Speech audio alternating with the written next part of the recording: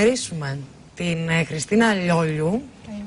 Γεια σου, Χριστίνα. Συγχαρούμε επίσης. Χριστίνα, 18 ετών, μια αριστούχος, πέρασε από τις πρώτες στη νομική, έτσι, στη νομική Αθηνών. Και αυτό που μας έκανε τρομερή εντύπωση είναι τόσο σημαντική, είναι τόσο σημαντική που τη δείχνουμε σε δύο παράδειγμα. Η Χριστίνα, η οποία μίλησε σε ένα ελληνογερμανικό συνέδριο στο Δήμο της, στο Δήμο Σουλίου, και πραγματικά κατέπληξες τον κόσμο που βρέθηκε στην αίθουσα και όλους εμάς που σε παρακολουθήσαμε και από τα δελτία ειδήσεων. Μια κοπέλα 18 ετών, η οποία φαίνεται να ξέρει πολύ καλά τι συμβαίνει στη χώρα της, γιατί σε άκουγα που έλεγες για τα μέτρα και για το μέλλον που έχετε μπροστά σας εσείς οι νέοι και το πώς βλέπετε όλα αυτά τα οποία συμβαίνουν. Πώς τη βλέπεις την κατάσταση?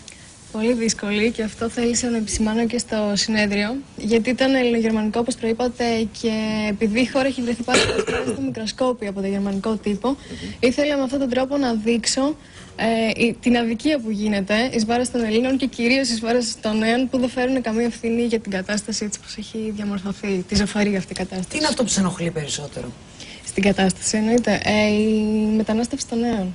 Με ενοχλεί πάρα πολύ. Πάντως η Χριστίνα προσέγγισε το θέμα, γιατί και εμείς και στο Μέθοδο Τύπο χθες είχαμε αφιερώσει μια σελίδα στη Χριστίνα δικαίως. Μπράβο, πάνω. Χειρίστηκε το θέμα των ελληνογερμανικών σχέσεων χωρίς λαϊκισμό. Και αυτό νομίζω ότι είναι πιο σημαντικό, και αυτή είναι η καθαρή φωνή ενός νέου ανθρώπου, να μιλήσει για την Ελλάδα, να μιλήσει για τις σχέσεις με τη Γερμανία χωρίς να λαϊκίσει ή να πέσει σε φτηνό λαϊκισμό. Εσύ δεν σκεφτόσουν να φύγεις από τη χώρα, Χριστίνα, να τελειώσεις σπουδές σου? Δεν θα το ήθελα. Δηλαδή στην εσχάτη των περιπτώσεων. Στην εσχάτη των περιπτώσεων. Οι φίλοι σου? Οι φίλοι μου, επειδή ήμασταν και σε ένα μεταβατικό στάδιο μεταξύ σχολείου και πανεπιστημίου, έβλεπα πάρα πολλούς στην ηλικία μου να ψάχνουν διεξόδους για το εξωτερικό. Πριν καν βγουν στην αγορά εργασίας. Ακόμη και για τις σπουδές τους, δηλαδή. Έτσι ώστε να μπορέσουν να γατζωθούν κατά κάποιο τρόπο, έτσι μου το έλεγαν, και να βρουν εκεί πέρα κάτι καλύτερο. Αν είχες κάποιον πολιτικό που παίρνει αποφάσεις, έτσι. Είναι η κυρία Μέρκελ. Ναι. Άσε, μην πάμε στα ελληνογερμανικά. Τι θα του έλεγες? Να σταματήσει με οποιοδήποτε τρόπο, δεν ξέρω, επενδυτικό τρόπο, δεν είμαι υπάιουσα να μιλήσω για αυτό, την ανική μετανάστευση. Πραγματικά αυτό με λυπεί πάρα πολύ, γιατί είναι τα καλύτερα μυαλά της Ελλάδας, φεύγουν από την Ελλάδα και διαπρέπουν στο εξωτερικό. Είναι πολύ κρίμα. Οι γονείς σου δουλεύουν? Δουλεύουν, ναι, και οι ίδιοι. Όχι, δεν έχουμε άνεργους. Απλά και οι γονείς μου έχουν κάνει μετανάστευση στη Γερμανία, γι' αυτό και εναντιώνουμε τόσο πολύ. Τώρα εντάξει, δουλεύουν. Γι' αυτό τέτοια ευαισθησία.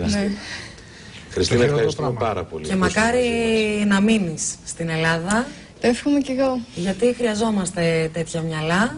Έτσι, βεβαίως. Και που βλέπουν με τόση ωριμότητα τα όσα συμβαίνουν στη χώρα μας. Χριστίνα, εμείς να σου πούμε καλή πρόοδο, καλή συνέχεια, και ελπίζουμε όχι μόνο να μείνεις στην Ελλάδα, αλλά να διαπρέψεις. Ευχαριστώ πάρα πολύ. Να σε ευχαριστήσουμε πολύ που ήρθες εδώ στο πρωινό Αντένα. Να ευχαριστήσουμε τον Πάνο τον Αμυρά.